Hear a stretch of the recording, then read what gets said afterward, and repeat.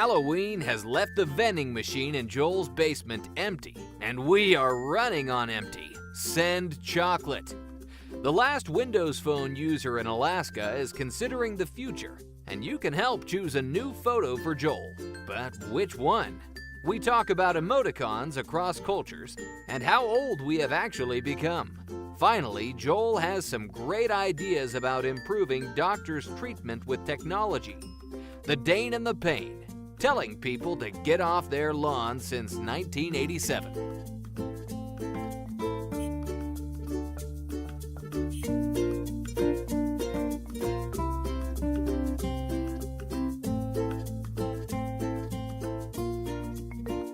And welcome back to another episode of The Dane and the Pain. This is the show that 3D prints every single episode as a prototype before forgetting it all and selling it on eBay. Joel, it's been a while since we talked. We kind of missed out on an episode last week because, well, to be fair, we just couldn't be bothered. But now we can. I don't know if that was the case, but. When is it? It's at that point where you stop shaving, and it it goes from being sloth to attempting to grow a beard. It's kind of this. We just got busy. I'm out running today, and I didn't get attacked by a bear or anything, but I saw a friend. He's a guy that runs a commercial fishing boat. He's off the boat. He's taking his dog out for a run. And he shares his story. He's like, God, I don't know what the heck's going on here. He said, some deer just attacked me and my dog. He's telling me the story of his dog. This deer comes out of the bushes. It comes after his dog. He lets go. He's got the dog on the lead. He lets go of the dog, the lead, so the dog can run away or get away, which he does. And he said that he ran over to off the trail a bit and hid behind a tree, and this deer actually charged at him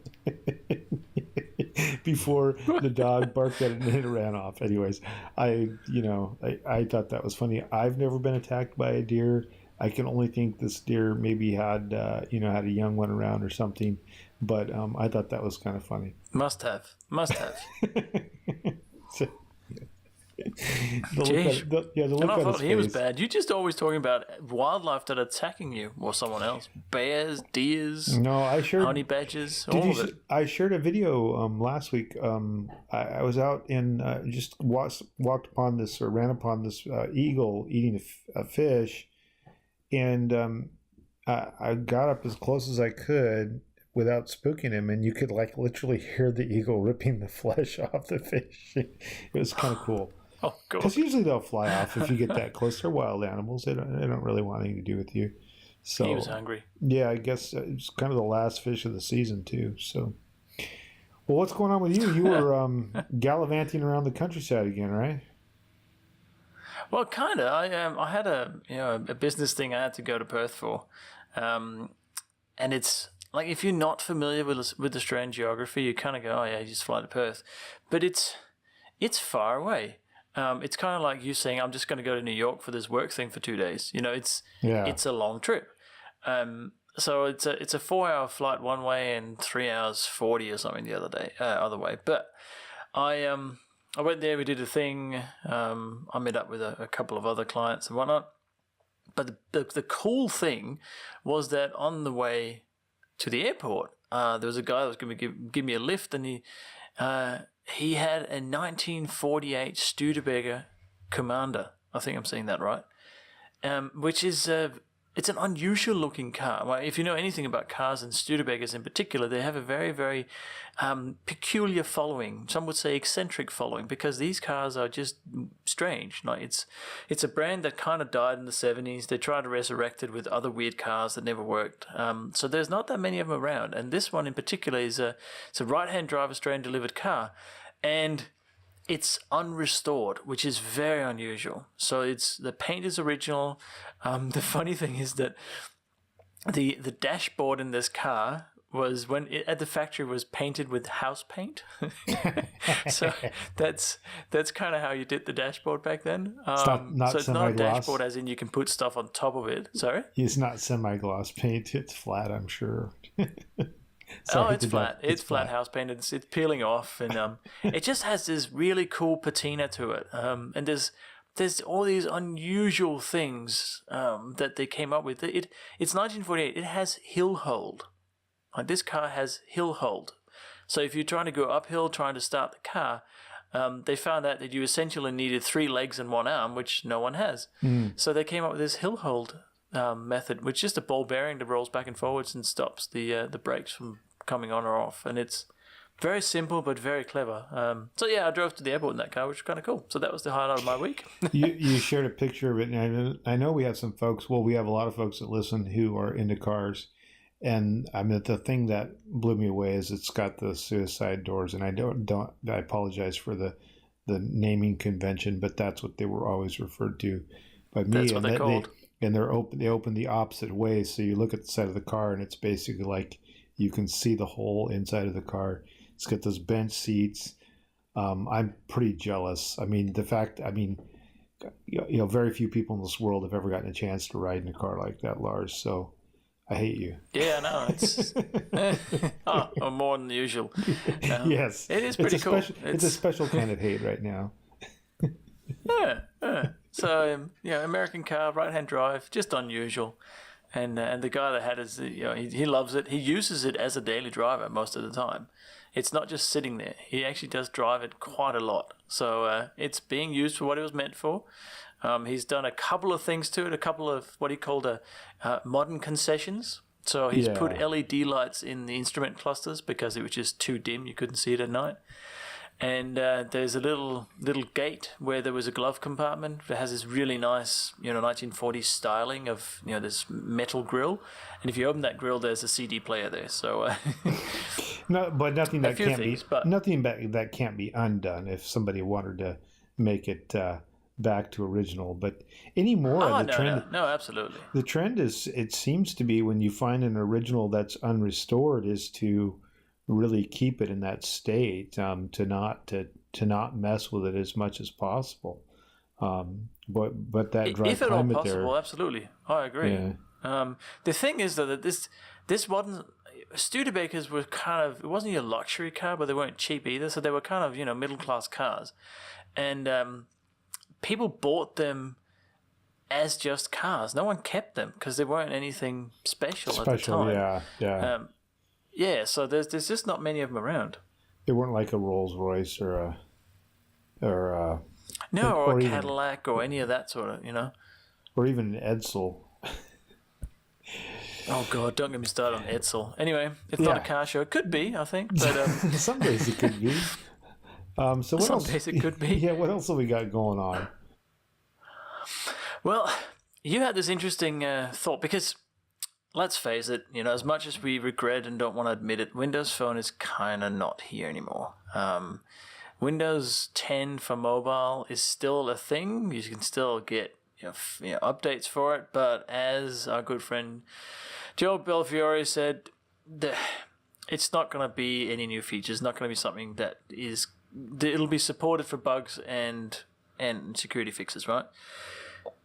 So I kind of bit the bullet and I went, all right, and I got myself a Google Pixel XL is what it's called, which is a very nice phone, I must say. I'm happy with it. It still runs Android, which is good and bad. And you still have a Windows Phone, Joe. The last of the holdouts. I think there's still others out there. Actually, I know there are a lot, and there's a lot in places where people don't, routinely replace their phone unless, of course, it completely dies. The idea being, when you buy it, you use it until its useful life is over. So, and I'm kind of along that line, but what sort of got me going is, I've got several people in my family that use Windows Phone as well, and so as they either break them or basically just as they break them, it got me thinking about what I should get next. And and I thought we could make it an exercise on the show to find Joel a new phone. Because I really there's a lot would of choice. because There really is. well, there is, and I don't. I'm familiar with some of the phones, and I've used them in very limited function, amounts. But they're. I would be very interested in what people say. I thought maybe what we could do is maybe look at some of the ones that are out there from different sort of more well-known brands and talk about them a bit, and then see if people could either maybe vote on maybe we'll put up a poll on our Twitter feed and have people vote and see what I could get, because likely what's going to happen with my family is we're going to end up getting 2 to 4 phones over the next year, and so if I get something and I absolutely hate it, I can always palm it off. I can always hand to the right. I don't know, maybe not. So, anyway, so I don't know where we want to start. I guess maybe, well, you have a Pixel, right? And I think you mentioned there are some niggles or some problems with the screen. Is that true? Did I see that right? Well, yeah, well, it's actually the Pixel 2. So the new Pixel that came out, I don't know, a couple of weeks ago, 3 weeks ago, something, from Google, there's now reports that the screen has burn-in, as in the artifacts on the screen a lot of the time, which are the bottom 3 icons on the Android devices, which is back, home, and the square, which is opening whatever current apps, showing a list of current apps. Those are shown all the time when the screen's on. And they had burn-in, as in there were shadows of those icons when the screen was off.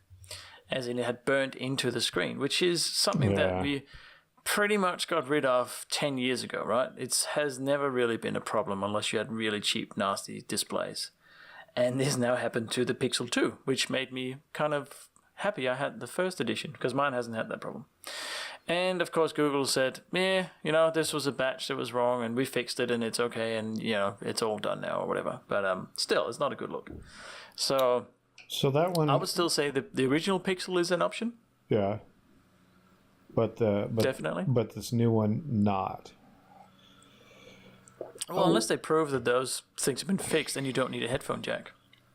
Ah, yes. Okay. Well, so that's an option, I guess. So the other one, another one that I was sort of thinking about is, and I'd seen this mentioned a while back, is this company called the Essential Phone, and I think that's what it's the name of the phone is, the Essential.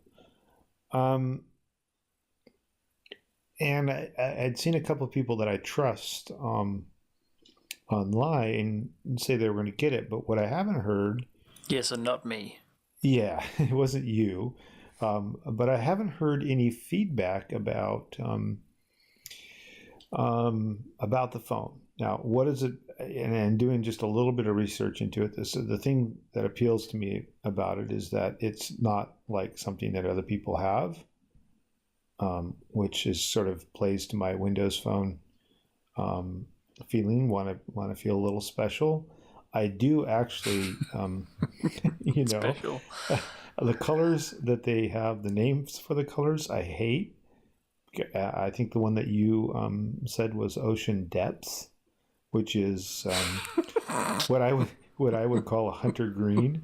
But it's actually. Yeah, but why ocean depths? If you go to the depths of the ocean, it's black. You can't see anything. Yeah, you can't see it. There's exactly. So, but they do have that, and they have a stellar gray, which again, don't quite get that, and then pure white as opposed to dirty white, and Black Moon. I like the pure white. Yeah, I like the aesthetics of this phone. I like the snobbiness of it, and something about the components they use is reassuring. The nice thing, it's also sold as on no contract, which is sort of what I would do anyways. And they claim to work with any carrier, and that appeals to me because, well, we have AT&T in Alaska, but we also have Verizon, and I travel. And I don't like even having to worry about making sure it's going to carry over on somebody else's network. In particular, when we're in Montana and roaming down there, it's a little bit. I just don't like to have to worry about that. So that's called the Essential phone. And this one in particular, if anybody's been using it for a while and has any feedback for us, I'd love to hear that. I'm not interested in what the company says, and quite often when you go and you read reviews and things like that, you tend to get.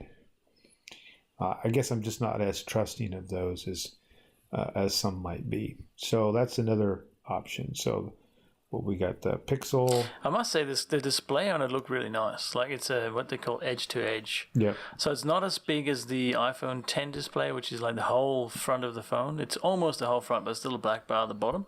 But it does look very nice. It looks larger. I would imagine when you get it and hold it in your hand, it appears larger than the phone actually is, which would be a nice thing. There's no bevel on it. I haven't looked too. They also have some little add-ons, like you can get this $360 camera or 360 degrees. Yeah, camera. Sorry, it's only $179. My bad. Apologize if anybody's listening. Only. Yeah, that's an American talking there, and you can buy an extended care package, which I probably would have to because God knows I don't take care of phones. You fight bears for God's sake. Well, I'm just not. Yeah, I just had bad luck lately. I don't know. I'm very dropsy. It's like I'm pregnant or something, which I'm not. But it feels you're like stagnant. That's different. That's right. That's right. I ramble. So what do we got? We got the Essential phone. We got the Pixel 2, Pixie. The Boxel, the Poogle. Called the Poogle. I like that one. Poodle food. So the other one. Yeah. Well, there's also all these Samsung phones, right? I'm not a big fan of Samsung, but they do make nice hardware. I don't like them as much because they fill up the Android OS with crap, and the updates don't come out on time. But the hardware is very nice, the screens are very nice, and there's lots of people that are very happy with them. Yeah, well, if I get a Samsung, I'm just going to get an iPhone, because they basically are the same thing, right? They are? Sorry, the hardware. It's a joke. The screens and all that stuff. It's all the source from the same. The other one I thought about. Yeah, there's just not that much difference between modern phones, if I'm honest. Yeah, well, then this is why some of these sort of appeal to me because the ones that I'm talking about, because they aren't really the typical ones. So BlackBerry. So I actually came from BlackBerry a long time ago. I used BlackBerry for work, and I loved it, especially for email. And you know what? I've not ever found an email that, I don't know why. Maybe it's just my memory is faulty, but it seemed like BlackBerry had email nailed. And my guess is what's happened is that the email has become so much more complex that, it was just a simpler, tool at the time, which is probably why. Why has email become complex? It just seems like the amount and options and variability across different emails, even within one ecosystem, is insane to me. But I've got a small brain. So the one I was thinking about to get to these choices is the Key One, or they actually have a new version of that called what do they call it? The BBF 100. I think that's what it's called. So I have no idea about BlackBerry. I don't know anything about him. Well, this is why we're having this show, and this is why I want to talk about it, because I don't know, something about it appeals to me. I always liked the build and the weight of the BlackBerry phones. They were a little bit squarer, and they were a little bit more substantial in your hand. Hang on. So so BlackBerry, if Key the one. listeners among us that don't know what BlackBerry is, it's what used to be the smartphone, and then they kind of dropped the ball and everything became Apple and Android. They were really famous because they had a proper keyboard on the phone that actually worked, and you could write very fast with them very reliably, which is not what you can do with iPhone and Android, because you tap on the screen and either you have autocorrect interfering, or you have a swipe keyboard that gives you the wrong word, or you just tap to nth degree to. It doesn't work. This new one you're talking about called Key One, which is now BlackBerry are Android phones now, is a phone with a physical keyboard on it. So we're back to the old BlackBerry days, and it looks like a business device. It doesn't look very interesting, but it looks like it would be very good at what it does. Is that fair? Yeah, and that's sort of what appealed to me is what's what's old is new. And because of my use case, it might be fine. I'm sure that if I got it, I'd have the sense that, oh yeah, then I'd find out that the camera is horrible. And I do take a lot of pictures, but my presumption is that all the integration with the Microsoft services and stuff that I use would be really easy to get used to or to use. Now, I could be wrong about that. I think there's some guys that you follow down in Australia that are a little bit more familiar with it. Justin Cohn is one of the guys that Justin's had Blackberries for a long time. Yeah, he might be a good one. But so that's another option I was thinking about, mainly because I just want something. I'd like to have something that's bulletproof.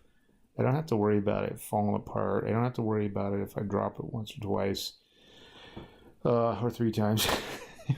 Falling to pieces. Or fight a bear with it. Falling to pieces. Yeah, falling to pieces. I think the camera is going to be pretty crap on it. Yeah, that's kind of what I figured it would be. But I can, so that I can deal with that if everything else, works the way it's supposed to. It's, I don't really care so much. It's okay if one thing is, I guess if you compromise on one thing, as long as everything else is seamless. I guess, and also probably the bigger issue about, all of it in particular is just which device is going to be easiest coming to from a Windows phone. And I think the only people that are really going to know that are people that have already done it. You know what I mean? So that's part of the reason why I wanted to do this on the show is because my sense is maybe somebody who listens would have some words of wisdom. And it's not that I don't trust some of the sort of the more popular names online with their opinions, but I think quite often they're folks who are sort of more technical, higher end users who maybe have a different expectation than I do for a phone. Maybe, I don't know, maybe not. But so the Key One was another one I was thinking about from BlackBerry. And then so iPhone. You got iPhone 10. Go, Joel. Yeah, I'm no, maybe not. Yeah, not $1,000. Not with 6 people in the household. Oh, you can get one that's more expensive than that. Why, you can spend as much money as you want. I'm trying to think. Well, the 256 gigabyte model, I think, is in Australia. It's $1,800, which would make it about $1,300 in the US or something. Yeah, that's not Joel money. That's crazy money. I couldn't justify that, and but I had thought about, well, maybe I should get a late model iPhone. Part of the whole conundrum is that I hate the navigation on both BlackBerry and iPhone. I dislike, but as far as companies and ethos goes, I dislike Google much more than I dislike Apple, because Apple doesn't pretend to be something it's not. And generally speaking, hey, we're bastards. Hey, yeah, well, no, they're out to make money, and they sell you hardware to make money, and that's what they do. Anyway, so I'm not sure which way I'll go. Yeah, no, I hear you. To be honest, I found this essential phone. I hadn't heard of that before. I found that very interesting. But yeah, we might have some listeners that have some completely different ideas, and we'd love to hear them. We'll talk about them on the future show if they're really cool that we didn't know about. Absolutely. Yeah, well, the other one, there was one more that I wanted to throw in there. I don't know how much time we have, but Nokia licensed its name to a third party, and they have the N6 and N8, and this is a phone again. The N8 looks really cool. and that's the one I'm looking at. It is not sold through our carrier yet. You can get it online, and I'm a little nervous about this because, sort of like the Essential phone, there's no track record. I'm too worried about getting the latest version of Android because, that means pretty much nothing with Android. You can have one of the, 18,000 variants that are out there. As long as it works with most of the applications that are available and doesn't suck up the battery, I don't care. But there's a few people I follow that have the N6 and the Nokia 6. And I would be curious if anybody has the Nokia 8. And I think maybe what I'll do is after the show or when we release the show, I'll put a survey on there and ask people what their thoughts are. But those are the ones that I am considering. And you notice I glossed over the iPhone because I really, to me, it's not as interesting. No, it isn't. I found the iPhone 10 is a bit interesting. I like that they're pushing the limits, but the price is just so prohibitive. Just for your reference, the Nokia N8 online is about $550. So it's comparative to the Essential phone, and spec-wise, they look about similar. The Nokias may have slightly better specs. I think and I did check the compatibility on that, and it will work with our carrier here, or one or two of our carriers. So that shouldn't be an issue. But I think that, this is the options. And then, of course, my idea will be to make it as much a Windows phone as possible.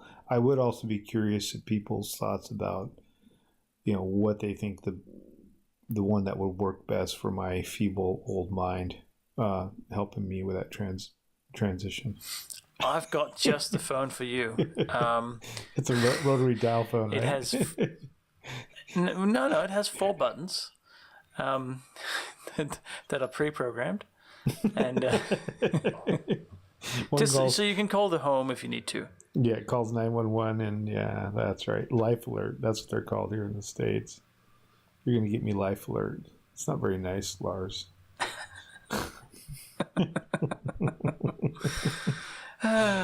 So yeah, that'll be happening over the next several months. We'll be looking at new phones. So any help is appreciated, folks. Yeah, that's cool. We could talk for hours about these because I find it interesting all the different kind of takes there are on it. If you discount the iPhone and the general, Google or Android phones, there's a lot of interesting things. Some are really rubbish, I'm sure, but some are probably little gems hidden somewhere. So absolutely, very cool. So just to move on to still in the mobile verse, I think mobile universe is that. I read this article about emoticons, and it's one of those things that when they first came out and there was a big update to a version number of an OS that, we've got the new emoticon pack or new emojis, which I'm not sure what the difference is. It was just like, oh God, I'm getting old. I just don't understand it. It turns out I'm not the only one because this it's a scientific study that has now concluded that if you use emoticons across different cultures, so say that if I was messaging someone on WhatsApp or an SMS or Skype or whatever, and I was using a particular emoticon like the smiley face, in Japan, the smiley face is completely different set of characters. And chances are that they wouldn't know that that was a smiley face, and they would not, as in, you would use, hopefully, emoticons to emphasize intent in your message, right? Mm-hmm. So if you put a smiley face, people know that it's you're smiling. It's a light-hearted, sentence or whatever. It might be that they can then tell that it's a joke or it's ironic or whatever. So they can add quite a bit of content to your message, but they might not understand that that's what you're saying. And I found that interesting because in my travels, I've spoken to people from many different cultures, from various different continents, South America, Africa. I've lived in Africa. I've lived in Europe, and everybody just has slightly different takes on how you communicate. For example, if you're in the Middle East and you're talking to someone, they may be very, very close to you. And as in Western culture, it's kind of weird, and you keep moving away. And they'll keep moving towards you and follow you, and you get this whole kind of cat and mouse chase game going on. And it's just because in that culture, if you stand close to someone, that means you're paying attention, and actually smell is part of the communication as well, however that works. I don't understand all of it, but it's just an example of how we can misinterpret communication to a large extent if we don't understand, cultures in between. And apparently it's the same with emoticons, and I found that very interesting. Yeah, the one that I always think about, I see people use a lot is they'll use the thumbs up, and a lot of cultures, waving your thumb at somebody is not a particularly nice thing to do, and so if that, if that makes the rounds, or if you inadvertently use that, which is one of the reasons why, if you look at what I share online, I would encourage you to go back and look through and see how often I use emoticons. I just don't. But that's also because you're really old. Well, no, I mean, I will use them. So with my beloved, with Anne, when I send her messages, sometimes I will, but with my kids or with people I know, but I don't generally use them online because I'm never quite sure. I don't know. Yeah. And when people communicate with a whole line of them, I just kind of feel like that took a lot more effort than just writing what you think. You know what I mean? It's like, yeah, well, it would for us, absolutely. But and again, I think I've mentioned this on the show before. I'm feeling the age is increasing. Not that I really care that much, but like I'm now got to a point where I need the 12-year-old to show me stuff on the Xbox, how that works, because I just don't use it enough, right? Yeah. So, so if that's how you communicate with emojis, maybe that makes sense doing it all only in emojis. But I have Facebook friends in inverted commas that are teenagers.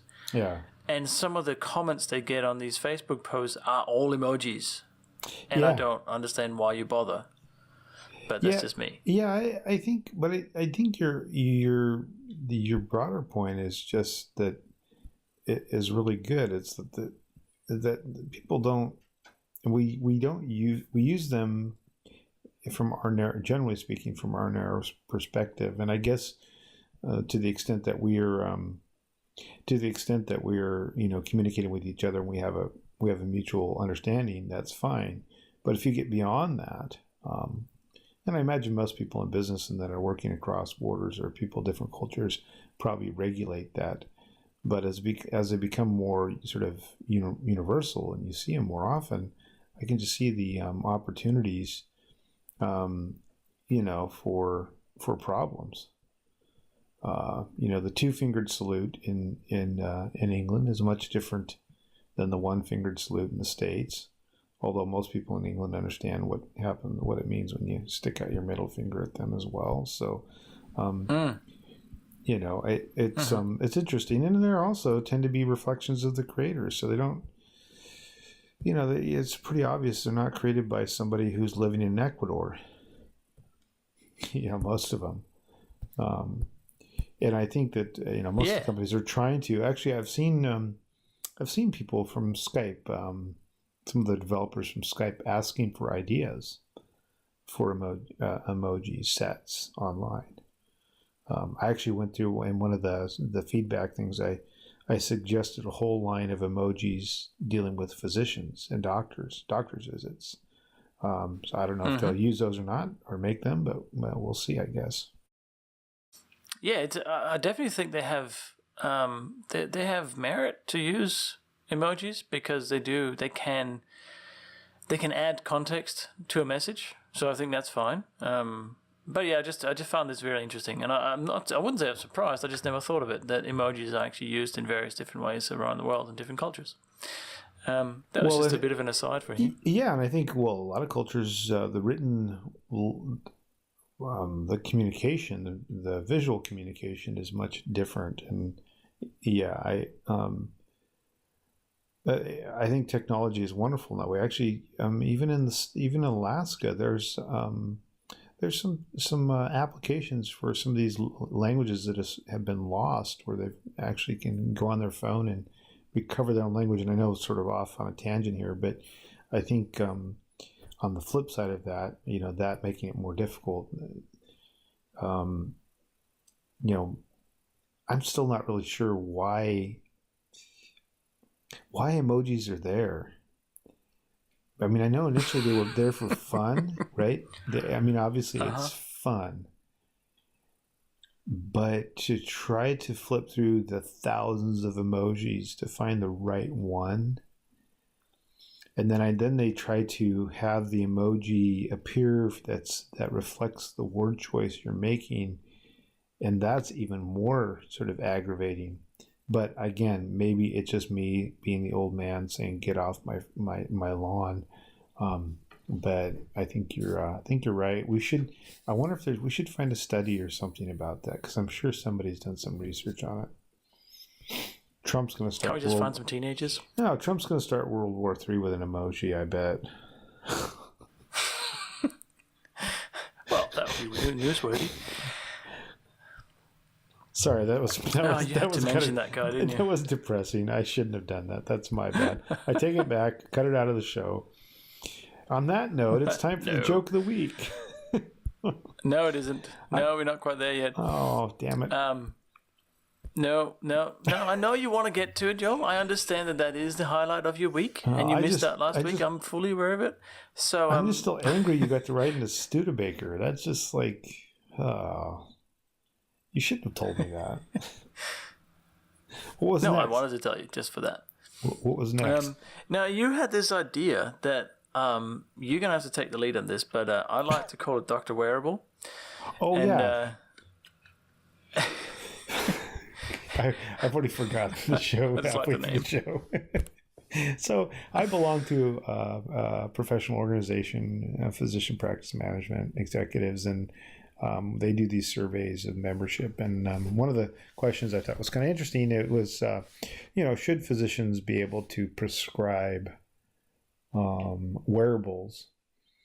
That is things like heart rate monitors, sleep monitors, calorie, that kind of stuff. And the result of the survey was mixed. It was decidedly mixed, 30% yes, 30% I don't know, 30% no. And I just thought it was pretty interesting because, to me, in the States anyways, this is another one of these things where you have all these barriers to entry, and to get something defined as a medical equipment, a piece of medical equipment, it has to go through this rigorous testing and process of being approved over years, and to sort of to be declared that, and then of course the manufacturers can charge astronomical prices for it. Now, all that being said, I'm curious because there'll be some reluctancy to use these devices because of the inherent problems with integrating the information into the electronic medical record in the States. And I think this is another example where, in other countries where you don't have these onerous rules, you're going to have a better opportunity for this kind of a technology to be adopted earlier and to be used. And, the example would be someone who needs to be monitored their heart rate and heart rhythms over a period of 2 weeks because they're having problems with their heart. And it used to be they prescribed this thing that you'd wear for 2 weeks or whatever, and then bring it back, and they dump the data off of that. And in fact, you should be able to do that remotely in real time, and write a prescription for it. And I would argue that you probably don't even need to write a prescription for it. So are you saying that you would want government funding for this as well, as in, medical benefits would apply to these things if they're prescribed by doctors? Well, is that what you're saying?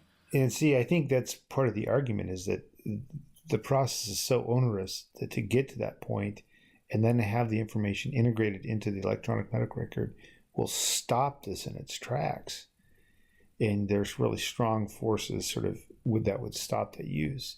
And the more progressive practices will find ways around that to integrate that into the record and use that as a way to help people proactively monitor their health and adjust their behavior.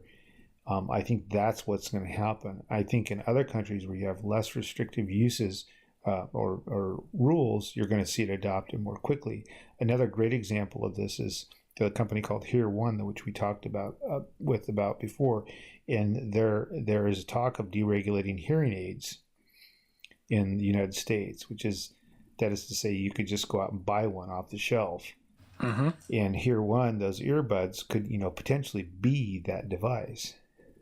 So if you can imagine someone who is 70 years old with a hearing problem, or even 50 years old that's had a hearing loss and could wear a device in their ear that's a hearing aid, but oh, by the way, it also functions in effect as like a smartphone. And when I think of mobile and what mobile can do in the future, that's kind of where I land. Anyways, I'm down a bunny trail. I think the use of new technology in healthcare in the States is being stymied quite a bit by our electronic medical records, by regulatory oversight. And I think these things are going to take off in places with less of those barriers. Just my opinion. Yeah, well, I think it's an interesting proposition that doctors will have access to other things than medicine, right? So just like as an example, a psychologist that we had at one point a few years ago talking to our 12-year-old, because he's on the autistic spectrum, she used apps for iPad to treat Jordan, right? And it was something that I don't know if she prescribed it, but it was almost like homework. Now you have to do this for the next week. It's part of the process of teaching, in this case, social skills. So I can definitely see that doctors, if they had access to more data that would come from, say, wearable devices, that you would then have to wear. And of course, you can't force anyone to do anything, but it would, when it's doctors prescribed, then it'd be much more likely that people would use it. I think it makes sense. I think there's so many examples that it just blows my mind. I mean, the fact, I think I told you before, I had a physical or for life insurance. And to me, that information, I've got a piece of paper document, but that should follow me around electronically. That information, it should be, part of my medical record. But the only way that happens now is if I go to the last place that I had my health care and include it in that. But as a practical matter, there's, a foot tall stack of papers from when I was in the military of all of my records from there. This stuff is all over the place. Mm-hmm. Yeah, I think that's a huge problem. Or I should say it's a huge opportunity. That's one of those things that I would love to work on, but that's a whole other story. So I wanted to bring up that, and if you want to look at my feed on Twitter, I've shared a few related pieces of information about that. So, and if you see any cool stuff, please let me know. Cool stuff. We like cool stuff.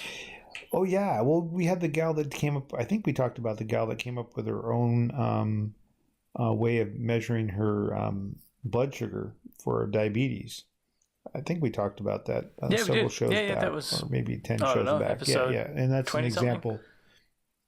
I have no idea, but I know that's the kind of thing that I would love to hear about. Yeah, for sure, absolutely. But I think we probably have got to the point now where it is time for the joke of the week. Because we basically said nothing funny for the past 40 minutes. So this better be good. This better be good. Of course it's good. So,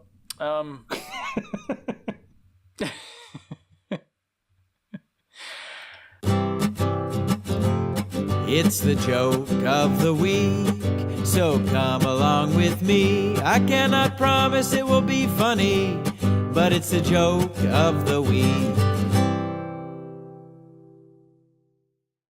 This is an oldie but a goodie. I just like it. How do you tell an introverted computer scientist from an extroverted computer scientist?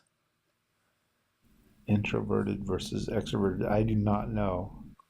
An extroverted computer scientist looks at your shoes when he's talking to you.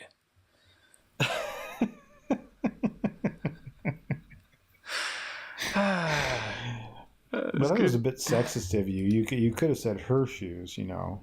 I am sorry. That was No, inconsiderate. No, you're absolutely right. I could have. I was reading it off a website, so I wasn't thinking. I do have a whole list of the ultimate top 25 Chuck Norris programmer jokes as well, but I thought this was a better one. Let's hear number 7. What's number 7? Number 7. Chuck Norris's first program was Kill-9. That's funny if you understand what Kill-9 is. Give me another number. Come on. No, we're on a roll. Number 6. No, number 4. Are you sure? Yes. Okay. Chuck Norris writes code that optimizes itself. Oh, that's kind of lame. It is kind of lame. Because you do that. You do that anyways, right? Oh, of course. I don't write bugs either. Chuck Norris's beard can type 140 words per minute. And on that note, I think we're going to go and eat some ice cream, Joel. That's horrible. Lars, as usual, it's been real. Hey, everybody, please let me know what you think, what phone I should get. And certainly if any of the manufacturers want to throw some opinions in there as well. We'll be sure to put links to the various phones on our site, or Lars will be sure to do that. And I will. And certainly go check out our webpage as well. And until next time, Lars. Sounds good. All right. Tally ho. Deepest peace.